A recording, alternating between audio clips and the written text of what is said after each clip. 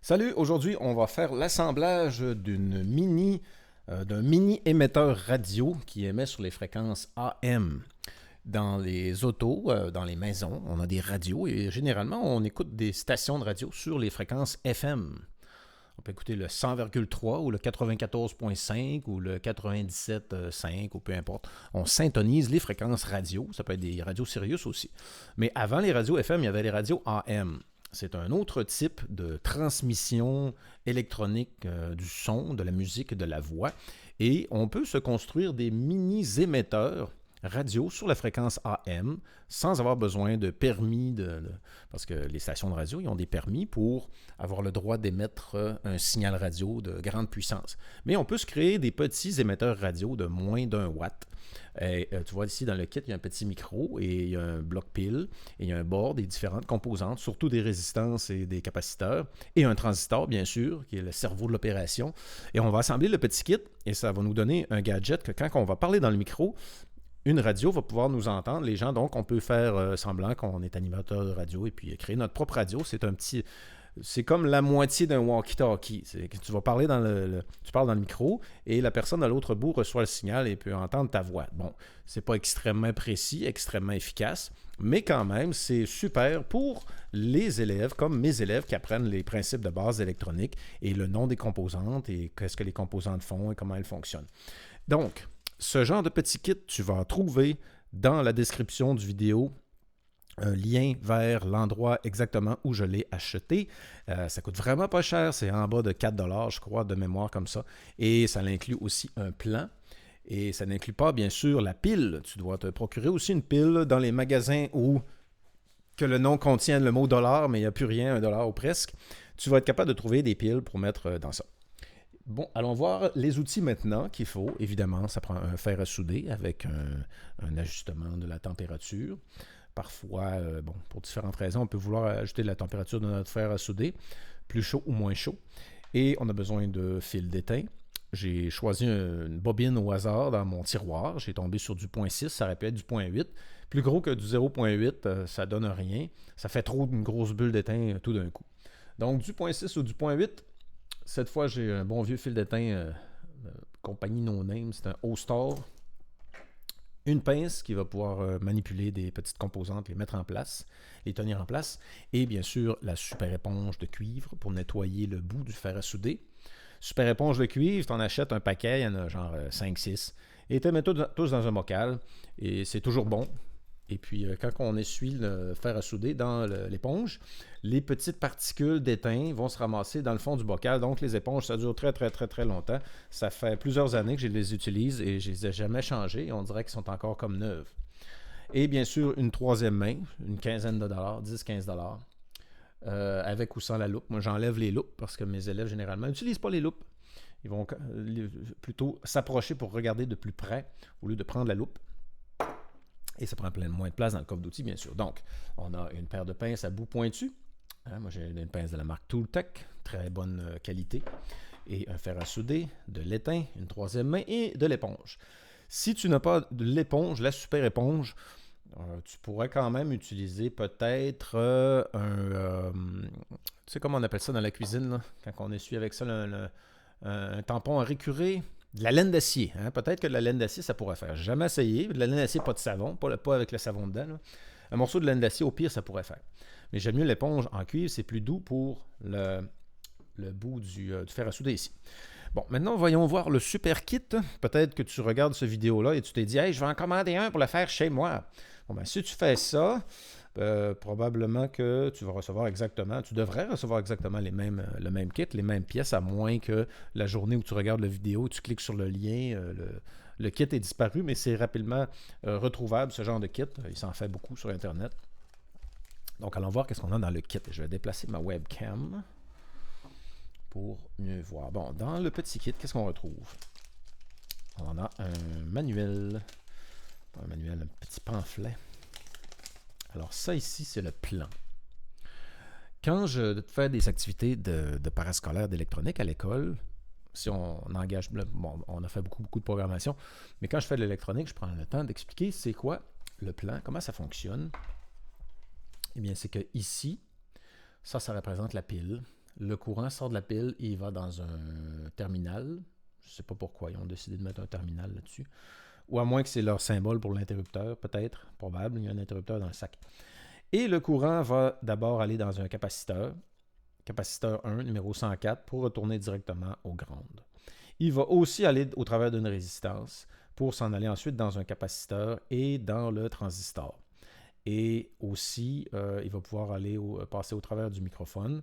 Et ensuite, ici, on a une autre résistance qui est aussi connectée de l'autre côté de ce capaciteur-là. Un capaciteur ici, on a une résistance là, on a un transistor, on a la bobine pour notre fréquence. C'est elle qui va décider notre fréquence AM. Et c'est elle qui va préparer transformer le signal qui arrive du micro en signal radio, si on veut. Je sais, les adultes, les parents d'élèves qui connaissent l'électronique plus que moi, il y en a sûrement plusieurs, ils disent non, c'est pas exactement. Oui, bon, on va aller au simplifié, là, on s'adresse à des 5e et des 6e et des 4e. Donc, capaciteur, micro, transistor, résistance, capaciteur, et TX, ça va être le côté de l'antenne. Bon, il n'y a pas d'antenne, il n'y a pas de fil d'antenne, mais on sera capable de souder, je ne sais pas moi, un petit morceau de fil de cuivre, là. On se fera une petite antenne à la fin. Ça prend une antenne. Donc, il n'y a pas beaucoup de composantes. De l'autre côté du pamphlet, on retrouve une photocopie, une image du board qui nous montre les connexions électroniques, qui c'est symbolisé ici probablement par les lignes blanches. Est-ce que la liste est du texte en chinois, je présume? Et si je regarde le texte là, rapidement, là, je n'arriverai pas à différencier aucun caractère. Je sais que ce symbole-là, ça veut dire grand.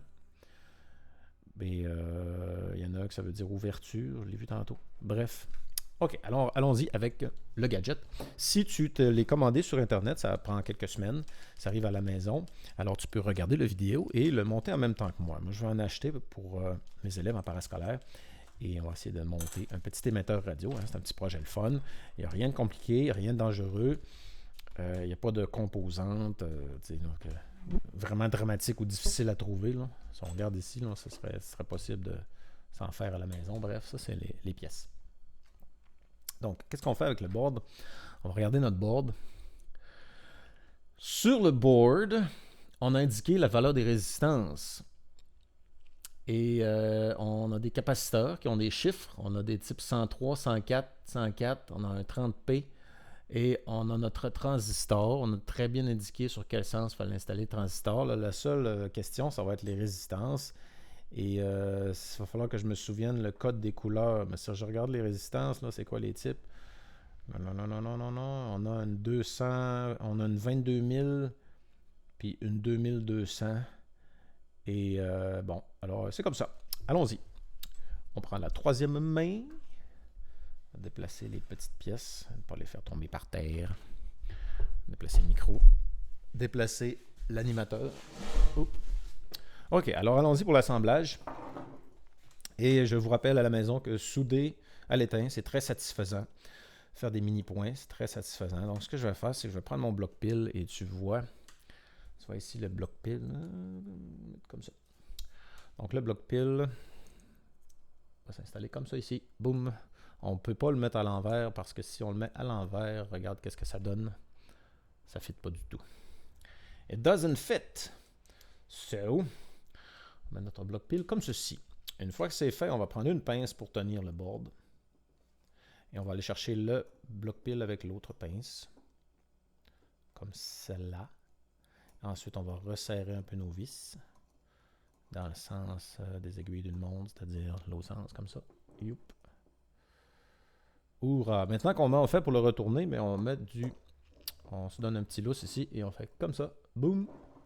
On est prêt à souder notre première composante qui va être le bloc pile. OK, j'ai pas la caméra idéale que j'aimerais avoir. J'aurais besoin d'une Ziggy Cam. Et je pense que j'ai laissé la Ziggy. J'ai laissé la Ziggy à l'école pour les vacances. On va faire un petit changement de setup. Microphone. Comme ceci. Voilà, micro. OK, pour être capable de voir ce que je fais. Et bien sûr, je vais utiliser cette fameuse lampe avec une loupe qui va me permettre de voir mes composantes en gros plan. Ha ha ha, comme ceci. Like this. Alors, je vais t'approcher la caméra comme cela. Et moi, je vais utiliser ma loupe. La super loupe. Super loupe que j'ai ramenée de voyage. Je me souviens, je courais à l'aéroport, j'avais ma loupe dans sa boîte, sous le bras. Que de souvenirs. Bon, fil d'étain. On s'en coupe un bout. Alors, allons-y pour la première soudure.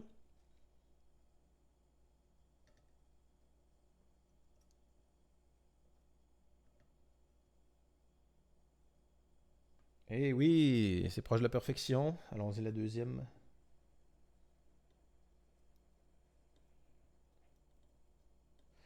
J'ai les mains qui shake. Hein? Shake des mains.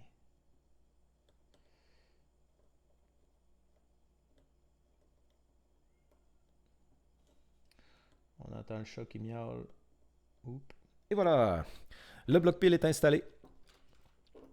Regardez-moi ça, les belles soudures. Ça mériterait presque un trophée.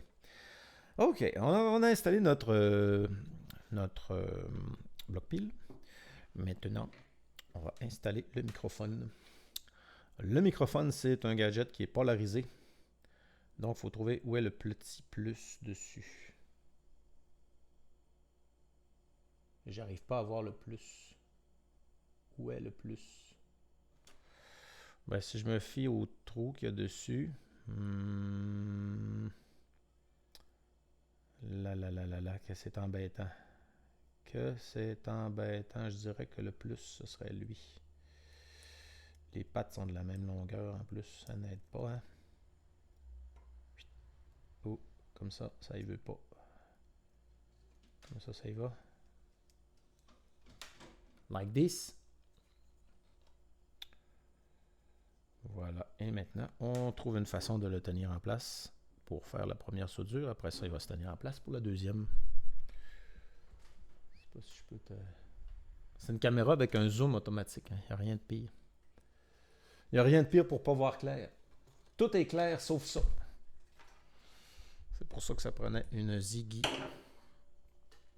Alors allons-y pour la soudure.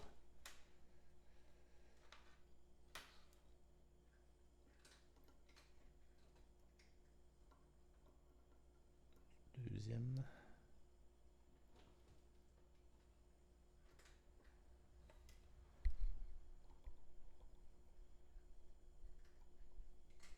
Entendez-vous? Crunch, crunch, crunch. C'est le chat qui mange. Minou qui mange. Bon, on a posé notre bloc pile, on a posé notre micro. Micro qui était vraiment sur le bord du board.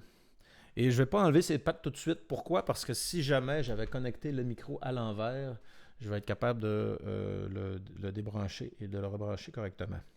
Bon, il y a des composantes qui vont être très faciles à poser tout de suite, sans faire, sans réfléchir, tel que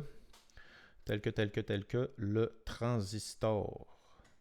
Alors, tu vois, le transistor a une forme de demi-lune. Si tu as déjà fait des cours d'électronique avec moi et qu'on s'est rendu à parler du transistor, tu sais qu'un transistor, c'est une valve, c'est un robinet. Il y a un robinet qui est activé par de l'électricité, par un courant électrique. Donc, il y a un courant électrique qui arrive dans la broche du centre, qui s'appelle la base. Et à chaque fois qu'il y a un petit courant qui arrive dans la base, ça permet au courant qui arrive, qui est dans l'émetteur, de se rendre dans le collecteur. Donc, il y a toujours du courant. L'émetteur, c'est l'eau qui arrive au robinet. Puis le collecteur, c'est l'eau qui sort du robinet. Et la base, c'est la main qui manipule le robinet. Et voilà, on va transistorer la chose. Et on va maintenant procéder à la soudure. Et je me demande si je pourrais pas te mettre la webcam directement sur la loupe. C'est comme manquer de place un peu. Ouais, c'est pas mal ça, pas pire. C'est pas pire, comme ceci. Donc la production de mes vidéos YouTube se fait à la bonne franquette. Hein? C'est pas mal ça. Mais c'est pas mal du tout. Alors allons-y maintenant avec la soudure. Ça shake. Et c'était pas beau ça?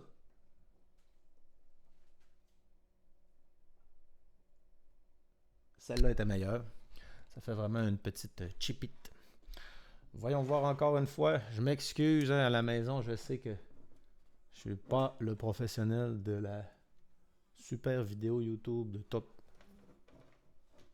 au monde. Bon, Minou veut sauter sur le comptoir. Tu veux, Minou? Va-t'en. Va-t'en. OK, comme ça. Donner une chance à la webcam de se faire une idée. Et là, je peux même plus souder. Wesh. OK, troisième point du transistor.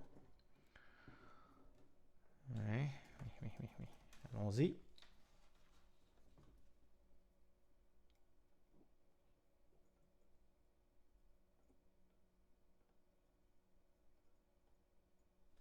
Oh, c'était vilain celle-là. C'était du vilain, du grand vilain. Mais, ça va faire. Il n'y a pas de faux contact nulle part. Tout est beau. Tout fonctionne. Minou! Veux-tu du thé? Veux-tu une tasse de thé, Minou? Non, hein? Bon. Alors, on a posé notre transistor. Le transistor, c'est une valve. Ça sert à amplifier un signal.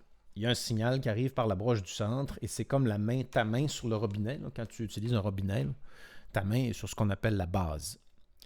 Quand tu rouvres le robinet, il y a de l'eau qui arrive par l'émetteur, hein, et ça sort par le collecteur. Bon, en grosso modo, c'est à peu près ça. Il y a différentes sortes de transistors.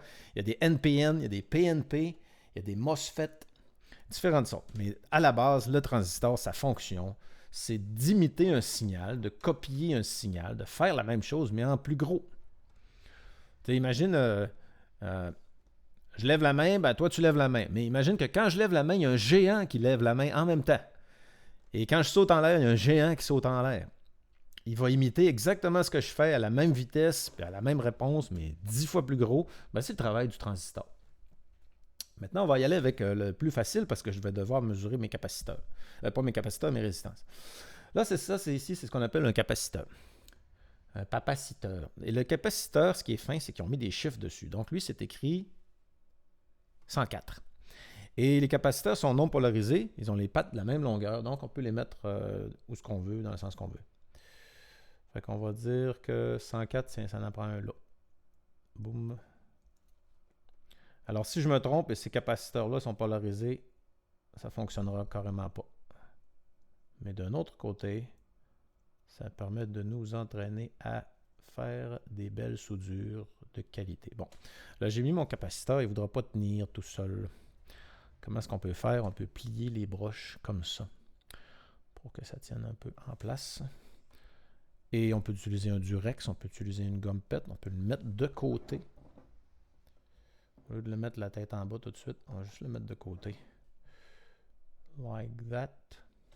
Et je vais lui donner une mini goutte d'étain.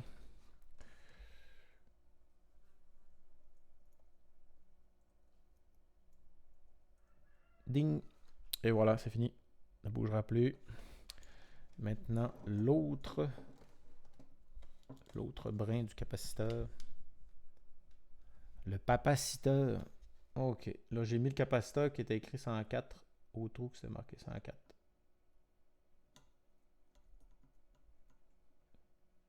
Tink. Et voilà, quand même satisfait du résultat pour celui-là en particulier. Mon papaciteur. Et c'était très important que tes soudures ne se touchent pas et que ce soit complète. Tu vois ici, là, il y a un petit trou, là, il n'a pas assez. On va faire refondre l'étain qui est déjà là, quitte à aller ajouter une mini goutte par après. Juste pour dire. Qu'est-ce que tu penses de ça, Minou? Oui, hein? N'est-ce pas? Bon, ok, on va dire que ça va pour le capaciteur. Voyons voir les autres capaciteurs. J'en ai un ici, C4, il est dans le coin. On va trouver le capaciteur C4 ou n'importe quel. Celui-là, c'est écrit 104. OK, et un capaciteur 104. Je pense qu'on en avait un autre. 103, C5. Je le vois pas. OK, je vais le mettre de côté. On va prendre un autre. Capaciteur, c'est écrit 30. Donc on va regarder. 103, 30P. C5. 30P. 30P, 30P. 30P. Allons voir ici. Lui, c'est écrit 104. OK, fait que j'ai un autre capaciteur 104. Où est-il? Là. Boum. Voilà, deuxième capaciteur 104, juste entre le transistor et le bloc pile. Et encore une fois, je vais en arrière et j'ai mes surplus de pattes qui dépassent. Et bientôt, je vais devoir enlever les surplus avec des mini-cutters. C'est plus des mini-cutters que ça aurait pris que des pinces à bout pointu.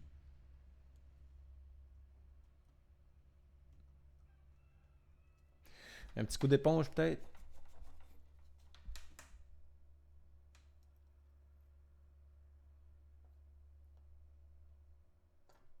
Bon. Ne veux pas, ne veux pas.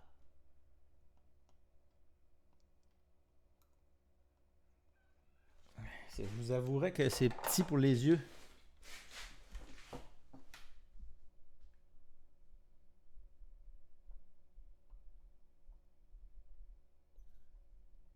Bon, 1 sur 2.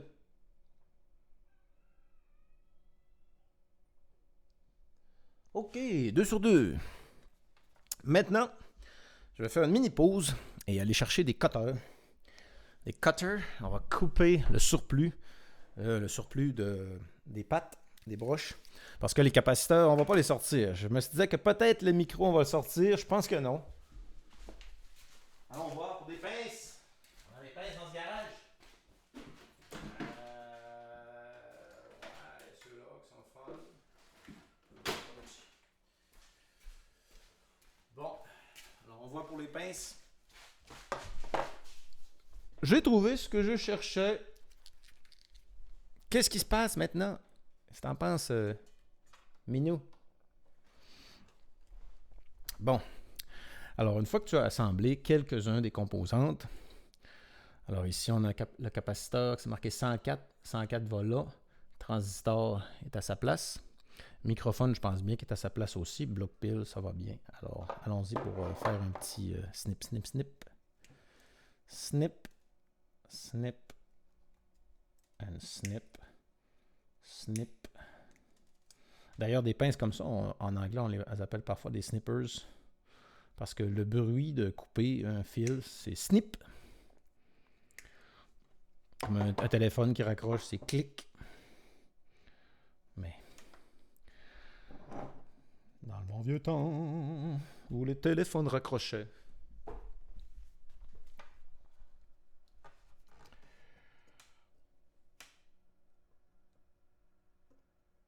Hein, faire à souder fermé. Bravo. Mais bravo, bravo. On fera un petit rappel des soudures à la fin, là, c'est pas grave. Jetons un coup d'œil. Mettons une autre composante. Voyons voir. On va prendre un capaciteur dans notre inventaire, hein, pour parler précisément. Et celui-là, c'est marqué 10. Où est-ce qu'il est le capaciteur qui c'est marqué 10? Il est là, 10P.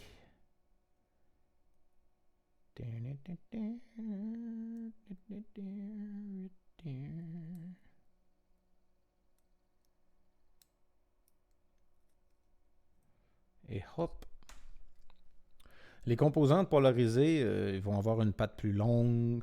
Ils vont avoir quelque chose d'écrit dessus qui dit quel côté est négatif, comme certains d'autres types de capaciteurs. Alors j'espère ne pas faire une erreur en soudant les capaciteurs sur n'importe quel sens. OK, ça a bien été.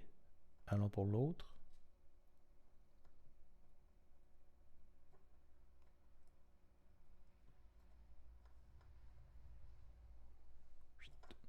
Et voilà!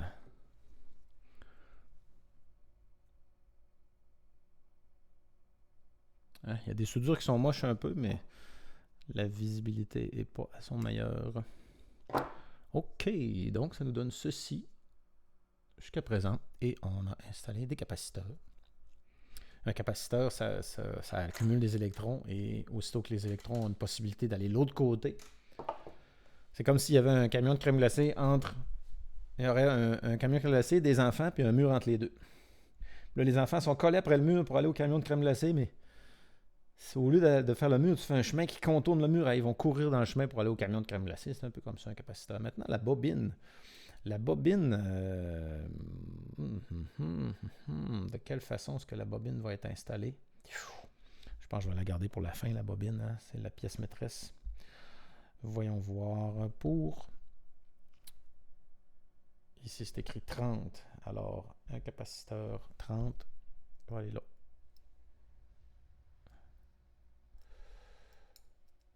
Un capaciteur. Tiens, mon capaciteur de 30 que j'ai mis juste au coin ici. Et on installe le bidule à l'envers. Pas toujours obligé de se servir de la troisième main, bien que c'est très pratique. C'est ça comme ça. Je vais tenir le capaciteur carrément. Et allons-y pour la soudure. Je m'excuse pour la qualité de l'image. Je sais que ça pourrait être beaucoup mieux. En ayant une Zigicam en permanence, on pourrait switcher à la Zigicam, mais le problème c'est que le logiciel que j'utilise d'habitude, il y a eu des mises à jour et encore des mises à jour et encore des mises à jour et c'est devenu une espèce d'éléphant que il faudrait double de mémoire vive pour gérer. Alors que tout ce que je veux faire, c'est enregistrer un petit peu de webcam. Bon, là j'ai installé mon autre capaciteur ici. Voyons voir quelle autre pièce qu'on peut mettre. Je vais garder les résistances. Ah tiens, on peut mettre la switch. Donc la switch, ben, c'est très simple. Le courant va se mettre entre le petit trou qui est là et l'autre. Et l'autre côté va servir à absolument rien. I think. Donc on va l'envoyer là. Tic tic tic. Il n'y a pas vraiment de sens pour le mettre. Hein. Un sens ou l'autre, ça fonctionne. On met dans les pinces. On fait ça comme ça. On fait ça comme ça. Bingo. Bingo. C'est pas la reine des caméras autofocus. Oui. OK. Donc, la façon que moi j'utilise, c'est que je vais appuyer mon bout de fer à souder sur le petit anneau de métal qui est sur la plaque pour chauffer l'anneau. Et une seconde après, j'amène mon fil d'étain. Donc, je chauffe l'anneau et j'amène le fil d'étain. Je chauffe l'anneau, j'amène le fil d'étain pour réunir tout cela. Chauffe, chauffe, chauffe. Tiens, fini. OK, donc, soudure de la switch. Si la caméra voudrait coopérer. Peut-être que si je donne un autre champ de vision comme ça. OK, on a soudé la switch. Les soudures sont pas mal, les trois soudures ici. C'est pas pire, pantoute.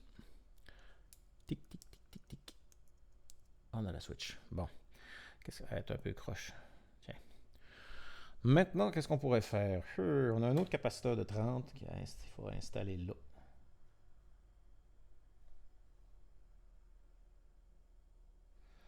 J'en ai un autre, c'est marqué 103. On va mettre le 103 avant. Bip. Et voilà. Sur certains schémas électroniques, ils ont des capaciteurs qui t'indiquent qu'ils sont vraiment polarisés. Comme tu vois, les capaciteurs sur le schéma ici, c'est 2 lignes. C'est tous des capaciteurs qui ont juste 2 lignes. Il y a des capaciteurs que s'il y en a un, c'est une ligne, puis l'autre, c'est une demi-lune. Et à moins que je me trompe, ça indique que ça, c'est des capaciteurs qui sont polarisés.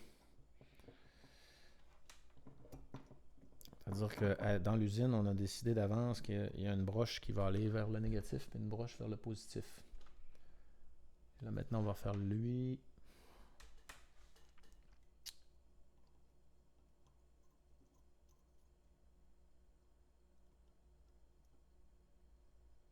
OK, ça a été vite. Éponge, éponge, éponge, éponge, éponge, éponge. Éponge, tu ne gênes pas l'éponge, hein? Vas-y, enfonce-le comme il faut, là. Faut pas qu'il y ait de petites gouttes d'étain sur le bout du nez. Snip, snip. Et ça, tu te demandes, à partir de quel âge qu'un enfant peut faire ça? Je pense que des quatrième années vraiment habiles, cinquième, sixième, oui. Quatrième année, peut-être. À suivre. OK. On a posé plusieurs capaciteurs sur notre émetteur radio AM. Et il nous en reste 2 encore. Alors, si je regarde TX, ça doit être là qu'on met l'antenne. Sûrement. Bon, que c'est petit, que c'est petit. Il me reste encore un autre capaciteur ici. C'est écrit 30. Et on peut le mettre là. Boum. Voilà. Mon capaciteur 30. Un type 30P. Si P veut dire polarisé, là, ça ne marchera pas, le gadget. Mais bon, c'est toujours agréable de faire des petits projets électroniques. C'est agréable, bien sûr, quand ça marche, mais moi, ça me dérange pas tant que ça. OK, lui, c'est beau. Lui, c'est beau. Voilà. Snip, snip.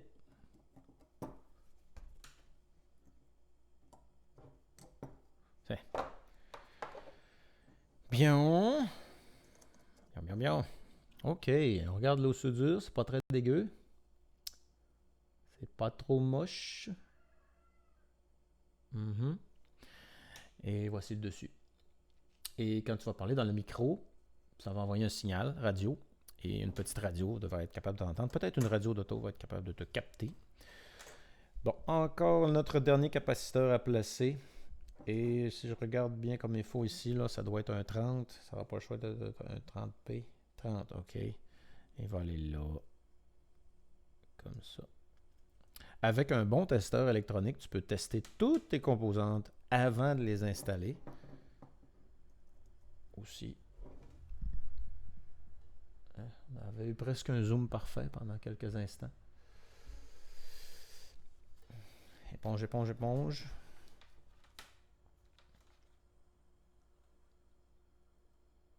Et de 1.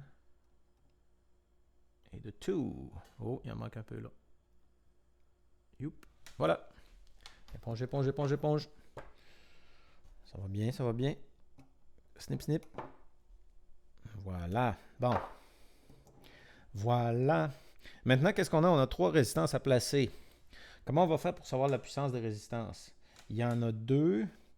Si je regarde là, j'ai 220. OK. J'ai 3 forces de résistance différentes. Sur les résistances, il y a des barres de couleur.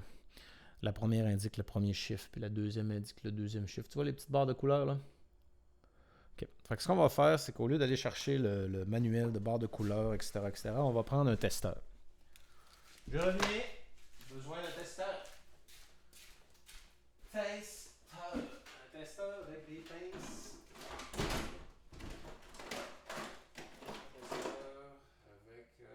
Avec des pinces. Des pinces!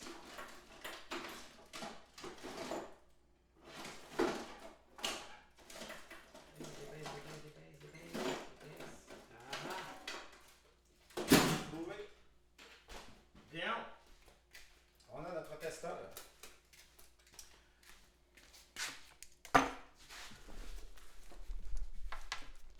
Combien ça devrait coûter un testeur, un bon testeur? Mais toi, tu veux investir, là, je sais pas, mais il y en a à plusieurs centaines de dollars. Disons 30, 40 dollars peut-être. Tu as besoin des ohms. Tu as besoin de connaître les voltages continus. Pour faire de l'électronique, ça te prend un voltage continu, ça te prend ohms. Et tu vois ici, avec cette fonction-là, on peut tester des capaciteurs. Il faut entrer les capaciteurs dans les petites coches ici. Alors, on va voir pour le tester. Hein, Minou? Minou, il est tranquille, il n'est pas tannant. Il n'est point tannant. On va fermer notre fer à souder. Appuyer sur le bouton. Tic. On va le mettre pour que le chat se brûle dessus.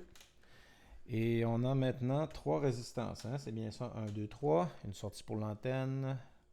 Tadidi, dadidi. OK, tester. Et je me suis préparé ce petit gadget. Ça, d'habitude, ça va sur des caisses, des haut-parleurs. On met le fil du haut-parleur là-dessus, puis on met ça sur le haut-parleur. On appelle ça des fiches bananes. Et on les met ici. Voilà. On met des pinces et on se met sur ohms. Donc, présentement, il nous dit que la résistance du circuit, c'est des millions overload. C'est-à-dire que le chiffre est tellement gros, il ne peut pas nous le dire. Autrement dit, l'appareil nous dit que la résistance entre le bout du fil rouge et le bout du fil noir est tellement grande que c'est dans les millions qui dit overload. Si on colle les deux broches ici, il va nous dire qu'il n'y a presque aucune résistance dans le fil. Tiens, 0. Au 0.6. Hein? Il faut qu'il travaille un peu pour se rendre. Allons-y avec la première résistance. Alors, on pince et tu ne veux pas la tenir, pas y toucher avec tes doigts pour ne pas influencer le résultat. Donc, si on pince ici, ça va nous donner 22 000, 22K. K, c'est 1000, 22 000. Attends que je pense, là. 22 020. OK. Donc, c'est une 22 et on l'applie 22K. Et sur notre petite board ici, c'est écrit 22K. Donc, c'est 22 000, c'est là qu'elle va. Une patte et ça non plus, c'est non polarisé. Donc, une patte là, une patte là. Comme ceci. On peut la tenir dans notre crocodile. Crocodile Dundee. Oh, la pluie qui recommence. Tiens. Crocodile Dundee. Et fer à souder. Redémarrage. Hoppa. Et fer à souder, redémarrage. Et maintenant, on attend un petit peu parce que ça clignote. Ça clignote pour nous dire que la température n'est pas encore atteinte, mais on peut déjà commencer à essayer de souder. Non, il ne veut pas. Il ne veut pas.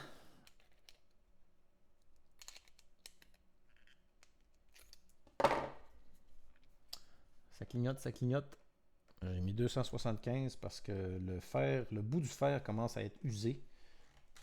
Il faut le forcer un petit peu à chauffer. Stop shaking.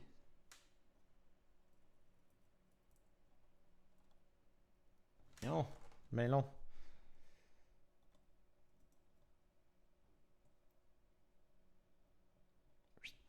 OK, il y en a un qui tient.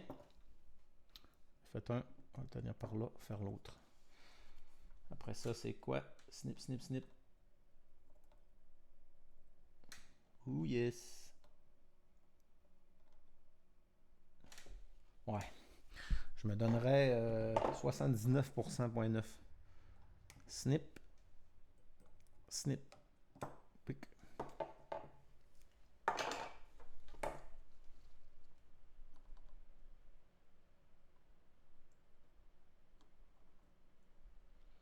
Et en même temps, on peut revisiter les soudures une par une, voir que tout est beau, ça c'est beau, ça c'est beau, ça c'est beau. C'est beau. OK. Donc, j'ai revisité toutes mes soudures rapidement. Je me suis approché le visage de la chose. Et là, c'est la pluie qui a recommencé. Et bon, maintenant, qu'est-ce qu'on fait? On a une autre résistance à placer. Alors, again, on prend notre testeur. On va aller voir sur le testeur notre deuxième résistance. On va mesurer l'autre aussi. Et get the tester out of the way. 0.5, 219.6, donc elle est classée 220. C'est une 220. Youpidou. Youpidou. On va aller là.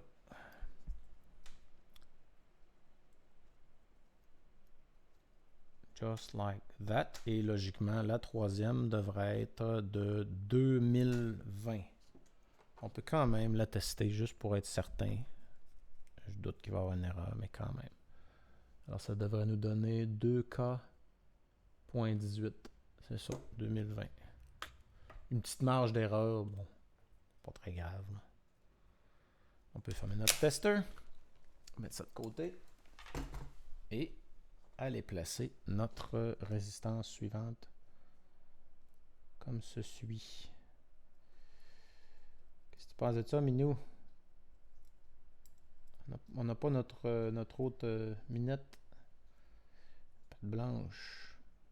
Si tu aimes cette vidéo et tu es rendu jusqu'à maintenant et tu as suivi la vidéo du début jusqu'à maintenant, laisse-moi patte blanche dans le commentaire. Je pense que je vais faire comme Mr. McWarther. Puis je vais te dire, si tu es rendu là dans la vidéo, laisse-moi un commentaire, dis patte blanche. Ça va me dire que il y a vraiment des personnes qui regardent mes vidéos plus que 30 secondes. OK.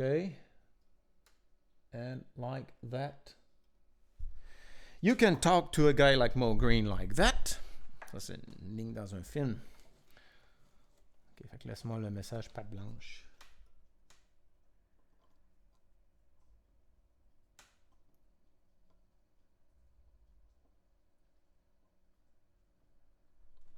Laisse-moi patte blanche et je te fais un shout-out.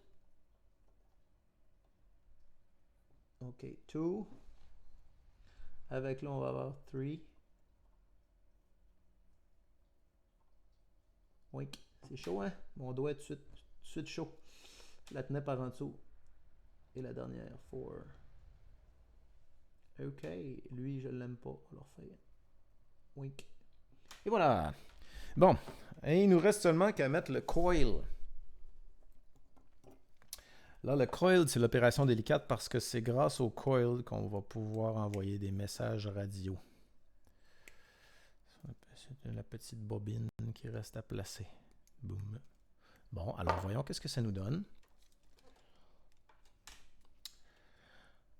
Le petit kit que j'ai trouvé sur le site web où j'achète tous mes gadgets électroniques et qui m'a coûté peut-être 2$ quelque chose ou 1$ quelque chose, vraiment pas cher. On a mis toutes nos petites composantes dessus, mais il nous reste à placer la bobine. Alors la bobine, à mon avis, il va falloir être très très très délicat. Je pense qu'on va en recouper des bouts. Et ça va aller là.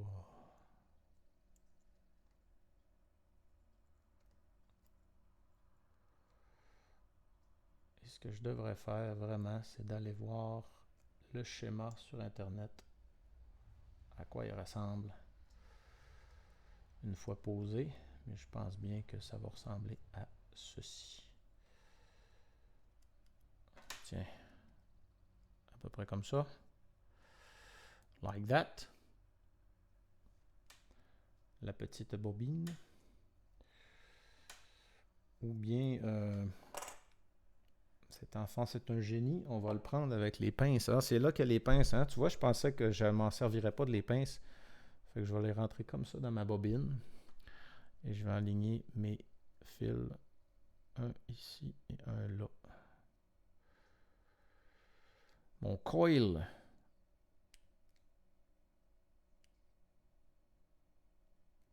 OK. Alors, j'ai aligné mon coil. Et on va le mettre à sa place là. 4 tours de fil. Hein? Parce que j'avais vu des instructions sur Internet pour fabriquer justement ce genre de petits radios. Il disait 4 tours de fil. Pas 5, pas 3. Ça n'a pas 4. Voilà. Just like that. Peux-tu avoir un zoom caméra, s'il vous plaît? Oh, il y a une moustique qui s'est passée là. OK. Bon, allons-y pour la soudure. Allons-y pour la soudure, mais avant de le souder, j'aimerais aller voir sur Internet à quoi le gadget ressemble. Mais bref, on va le souder sur place. Donc, la bobine est en place et ça va être la dernière soudure. Ensuite, on va voir le résultat final. Et ce que je vais faire pour le test, vu que je n'ai pas de pile, je vais acheter la pile. Et au prochain vidéo, quand je vais te parler de l'autre kit, parce que j'ai un autre kit à construire, on fera le test de ce gadget-là. avant de faire le prochain gadget. Donc, on va faire le test dans le vidéo suivant. Alors, regarde dans ma playlist. Tu devrais trouver... ça dépend à quelle année tu regardes cette vidéo que je suis en train de faire présentement. Là. Et dans ma playlist, tu devrais trouver tout ce qu'il faut.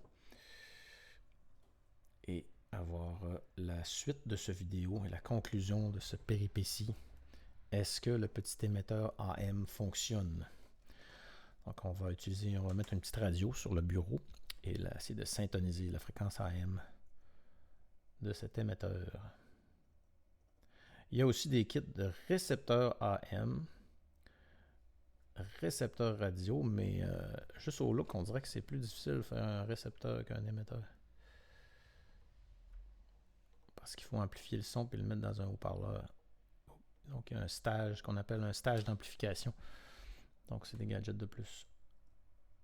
Et ça se soude mal, ça. Yosh. Yosh. Bon, fait que je vais pas couper, mais... Oh, je vais-tu les couper? Allons-y. Tiens. Petite perfection de soudure vue de proche. Et pour ça, j'enlève mes lunettes. Alors, on sait que quand le gars il enlève ses lunettes, c'est parce qu'il veut regarder de proche.